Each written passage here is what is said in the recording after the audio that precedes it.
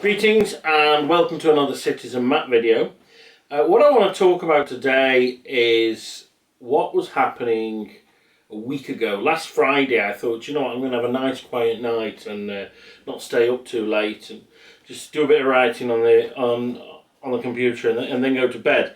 And in the end I don't think I ended up going to bed till 3 o'clock in the morning because before my very eyes a coup unfolded in Turkey, and it was like being back in the 70s, you know, when, you know, all these coups were happening all the time. Except what was really weird is this was a country that I know, and I know Turkey quite well. I've travelled quite extensively through Turkey, but also a country that, despite the stereotypes that exist in Western Europe, is actually quite developed and quite rich and quite westernised in many ways. And so, you know, you don't expect that to happen in those kind of countries. In very third worldy countries with, you know, lots of slums and that, yeah, you may expect a coup, but not Turkey.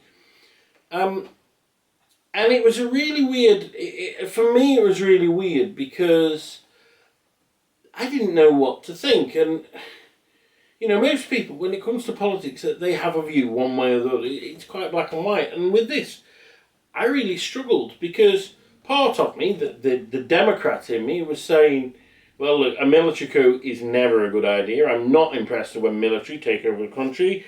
And certainly, you know, we've got Erdogan, who is a democratically elected leader, who has very much popular support. And, you know, the way it was being done, that, you know, while he was out of the way, they take over in a very traditional manner all the key spots and all the media outlets. And, you know, and then they will restore order in a very paternalistic way and, you know, run the country on behalf of the people in a very paternalistic and not democratic way. But on the other hand, it's Erdogan.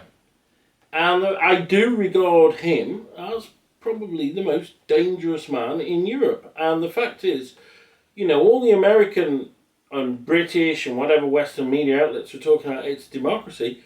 Erdogan doesn't have a lot of respect for democracy. You know, he spent the best part of the last year or two trying to, you know, get rid of freedom of the press and to crack down on anybody who doesn't agree with him. So he's a very undemocratic Democrat. And I think that the way he's taking Turkey is a very dangerous and a very harmful way for Turkey, but also for Europe. And so I actually probably wanted the coup to succeed, which of course it didn't. And what is also true is I have Turkish friends, and they, I would say, are, you know, I'm not going to say who they are, but they were very much on the side that they would like the coup to succeed. And that, to me, is the problem. Because, and I know I was trying to understand Turkey a few years ago, and when I was in Bulgaria in 2011, and I travelled through Turkey in 2010, and I was talking to a friend of mine, Pavel Marinov, who's a very smart guy. He's a Bulgarian guy that I used to work with. And he said, look, what it is in Turkey, Matt, it's a country that's torn, and it's a country with issues, because you've got all the stuff that Kemal Ataturk did, and his revolution, which was, you know, really positive. So it liberated women, it, you know, gave them the new alphabet, gave them things like names. They didn't have family names before. It really westernized and modernized Turkey. But these changes in many ways never went beyond the elite. So the elite of Turkey are very secular, very westernized, very educated.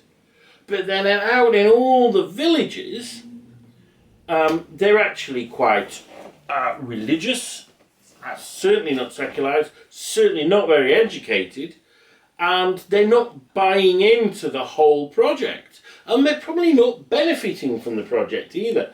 And, you know, I mean, I do remember vividly the first time I went to Turkey, and I drove through the border from Bulgaria, and some of the villages there, just on the Turkish side of the border, were horrific. I mean, really poor. And like I say, I've been right to the far east of Turkey, and there is poverty in Turkey, but at the same time, you know, there's a lot more wealth than you would imagine. There's also tensions, such as the tensions with the Kurds, which Erdogan's been reigniting, And what annoyed me when I was, watching the Western news sources, and I think it was Al Jazeera actually, it's not even that Western, but all the Americans were saying they're very concerned because Turkey's a key partner in the fight against IS, and how will this affect the fight against IS? And I'm thinking, do you know what? I don't care about the fight against IS. I care about Turkey. Turkey is what matters here. Whether Turkey is doing whatever with IS is a side issue of no relevance.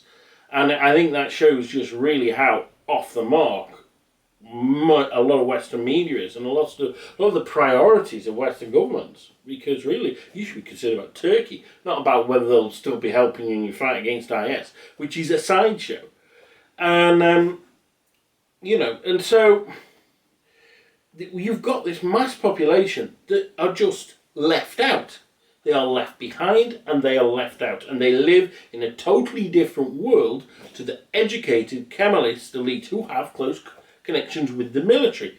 And I also remember I read a book called Crescent and Star by an American journalist years ago. And they said that, Turkey basically, they'll experiment with democracy, but if they screw it up too much, the military will come in and say, right, okay, we'll sort everything out for you now. And people are quite happy about that. Now, obviously, in the intervening decades since the military last did that, something's changed because people weren't happy. And there was a genuine grassroots popular movement to resist this coup. And, a friend of mine was saying she was really inspired by the fact that they sounded the call to prayer early and thousands of people came onto the streets to back the government up. And whilst, I wish they hadn't, that is quite impressive. And for somebody on the left, you should be impressed with that because that's people power.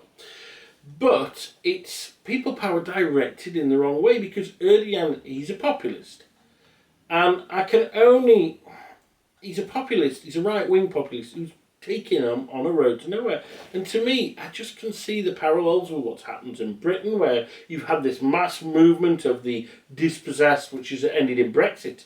All they're doing is punishing themselves. And it's the same with, the Turks. And a lack of education, I think, has been key in both. And we've seen in America now with the whole Trump thing.